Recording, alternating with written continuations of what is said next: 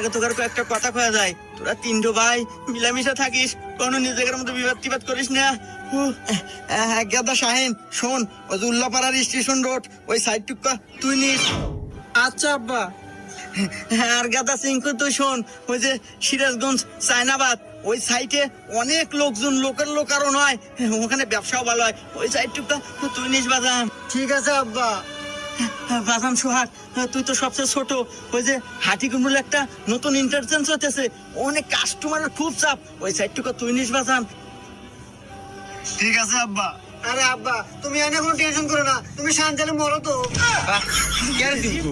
তোর বাপ তো অনেক ভালো মনের মানুষ রে, মরার আগে তিন বেটাক সমান তালের জায়গা তুমি ভাগ করে দিতেছে। চুপ কর, তবে আব্বার মূর্তি কষ্ট দিতেছে, আর কিছু জায়গা তুমি ভাগ করে দিব রে। আরে এই জেলায় আমি তো বিভিন্ন জায়গায় আব্বা বিক্রি হয়েছে, এই সাইড গুলো আমাকে ভাগ করে দিতেছে।